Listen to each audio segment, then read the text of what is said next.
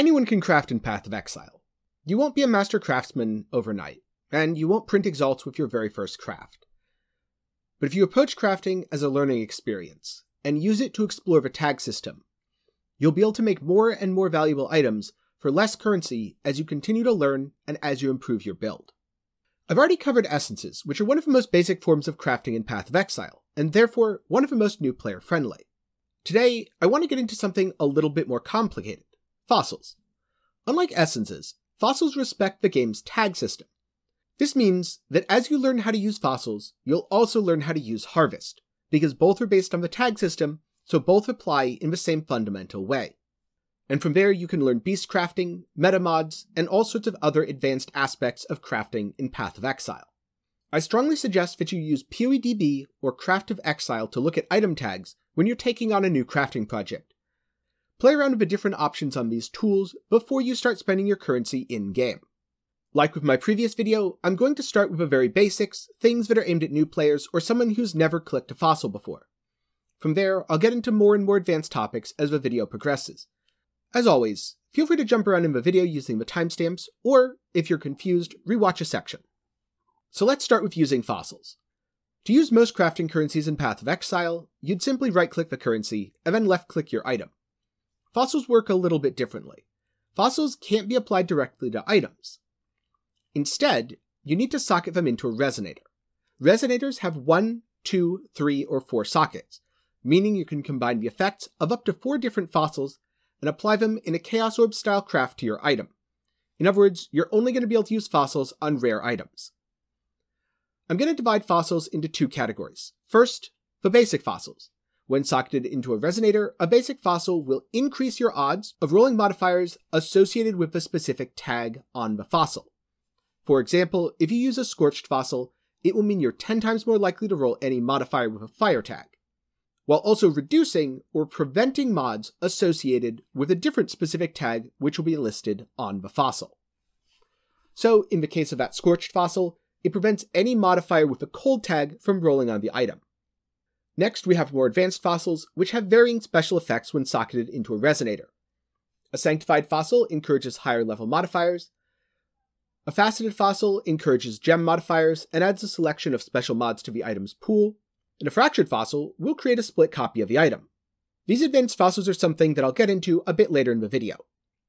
But for now, just remember that you need to socket 1 to 4 fossils in your resonator, filling all slots, and then you use your resonator on the item to apply the effects of the socketed fossils. And if you use fossils with conflicting effects, they will not override each other. In other words, if you combine a scorched and a frigid fossil, the item will be unable to roll cold or fire modifiers. So how do we get some fossils to start crafting? If you just want some basic fossils, there's a lot of different types of League-specific content, including Delirium, Expedition, Heist, and Ritual, which will give you fossil rewards. However, fossils were added in Delve League, and as a result, many of the rarest fossils can only be obtained from delving. If you're trying to obtain more common fossils in the delve, look for fossilized remnants, or look for walls to break while delving. You may find more fossilized remnants behind these walls, or you could find a resonator cache or resonator trove. You'll also find a lot of chests full of junk. The remnants will drop a selection of fossils based on the delve biome that they appear in. For more information on that, I suggest checking out PoEDB. You also get many of the rare and more advanced fossils by completing specific fossil nodes. For example, whenever you complete a molten cavity, you'll get a fractured fossil. The boss is a super scary fire version of Argus, and it does scale with depth. The deeper you go, the more rare fossils you'll get, but the deeper you go, the more difficult they'll be to obtain. Nico will also sell you resonators for your hard-earned azurite and occasionally sell you fossils. The best thing to buy from Nico will vary based on the League economy, but in general, resonators are a pretty safe bet. Now that you've learned how to obtain fossils, let's talk about how to use them in crafting projects. Many fossils encourage a modifier. This means it will be 10 times more likely to roll. For example, if you're trying to make energy shield gear, you can use dense fossils to encourage the item to roll modifiers with a defense tag, while also preventing them from rolling life tag modifiers. Defense tag modifiers are armor, evasion, and energy shield. Keep in mind that block, dodge, and spell suppression are not considered defenses by the game's tag system. So a dense fossil won't increase your odds of rolling them. At least not directly, but a little more on that later. Another example of this is you can use an Aetheric fossil to encourage caster modifiers while making attack modifiers less common, to roll Curse on Hit on a ring. If you're wondering why can't I use a Scorched Fossil to encourage flammability on hit, because flammability is a fire curse, well, the short version is blame Harvest. The fallout of Harvest crafting in 3.11 was that the tag system was overhauled, and many tags were removed from modifiers in 3.12.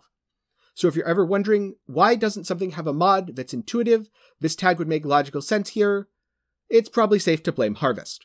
Back to fossils, you can also combine multiple different fossils to encourage the results you want when an affix has multiple tags. So if you're trying to roll cast speed on a wand, that's both caster and speed tagged. This means you can use an Aetheric fossil to encourage caster modifiers, while also discouraging attack modifiers, in combination with a Shuddering fossil, which will encourage speed modifiers while preventing mana modifiers.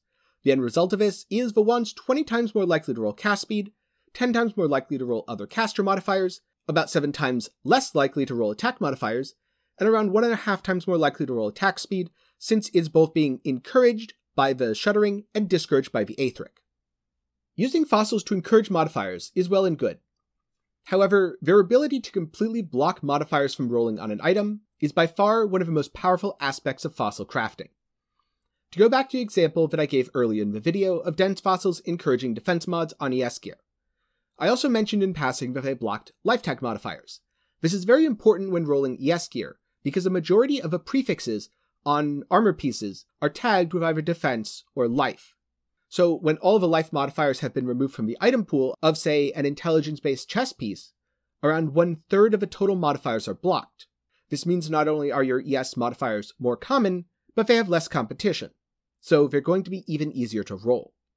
Another example of this is when you're trying to craft an item with affixes that are detrimental to your goal.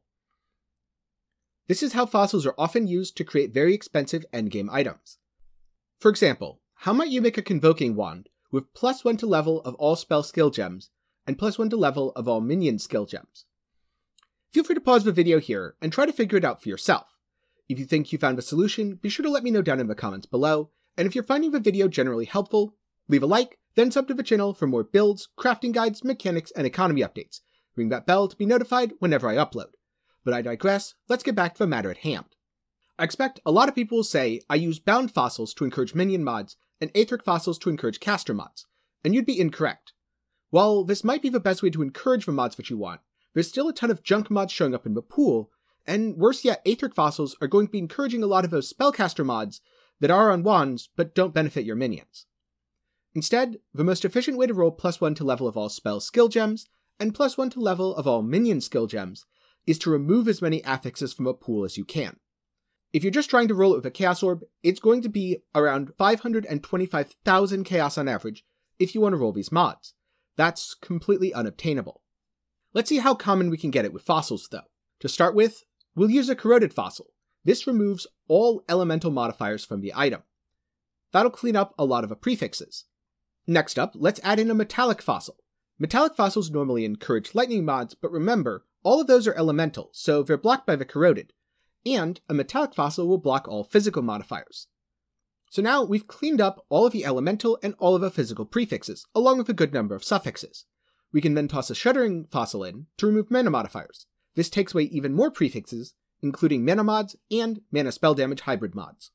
At this point, the average tries to roll the item we want have gone down from 525,000 Chaos Orbs to a mere 235 3-socket resonators. Not 235,000, 235. But remember, resonators can have up to 4 sockets, so let's add in a Jagged fossil and block chaos modifiers. This takes the average tries from 525 Chaos Orbs down to 12 4-socket resonators. You're going to spend a lot more per try, but in the end, you're saving a massive amount of currency. So, if you want to roll a Convoking Wand with +1 to level of all spell skill gems, and +1 to level of all minion skill gems, you should use the 4-socket resonator with Corroded, Metallic, Shuddering, and Jagged fossils. Don't expect to just buy 12 of these and always hit the item you want. In fact, if you're going to do this for yourself, I suggest buying about 30, because the average attempts will be about 12. That means you have a pretty safe bet of making 1,000 wands if you use 12,000 fossils, but there will be individual variants from run to run, so if you buy 30 you'll have a pretty good shot of getting the wand that you want, and if you're lucky you might even make a few extras to sell. For the most part, I've talked only about common fossils up to this point. There's also special fossils. Let's get into a little bit of what they do. They offer unique effects, including adding modifiers to the item pool, splitting items, or change how mods are rolled. For example, faceted fossils will be used to encourage gem level modifiers.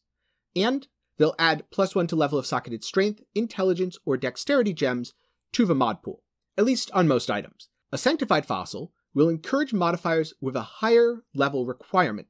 This is not to be confused with higher tier modifiers, as it encourages things based on the item level requirement to roll the mod.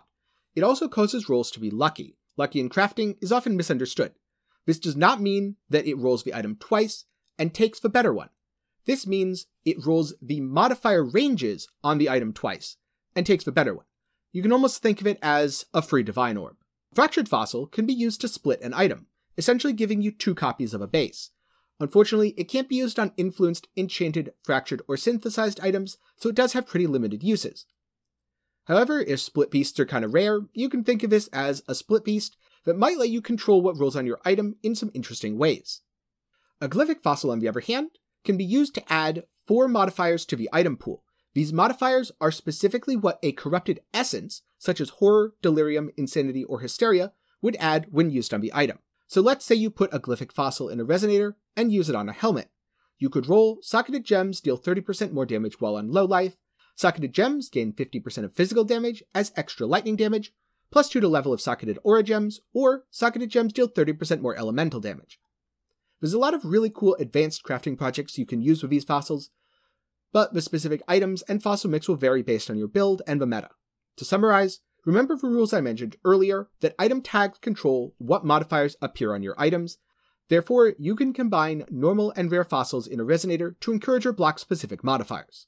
Fossils are a great learning opportunity. If you feel like the item tag system is too complicated, or that crafting is too expensive, remember, you can make good items, or items that are an upgrade, without them having to be amazing. Fossils are great for helping you craft basic gear on League Start, especially when combined with essences, where essences fill in for the pieces that are a little too annoying to roll with fossils. And fossils can also help you make some of the best in slot items for many builds. Start small, do your research on PoEDB or Craftofexile before you start clicking fossils in-game, so that you have a better idea of which fossils to use, which mods you want to encourage, and which mods you want to block. Every time I play an ES build, I always rely on dense fossils to get my starting gear. I've used sanctified and glyphic fossils to make items that I've used in my endgame builds, or sold for dozens to hundreds of exalts. Single socket resonators are limited to 1 fossil, therefore they can be used pretty cheaply. On the other hand, 3 or 4 socket resonators allow you greater control over the modifiers on your items.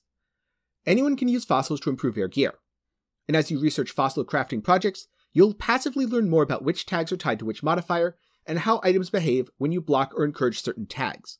Mastering the tag system is key to mastering crafting in Path of Exile.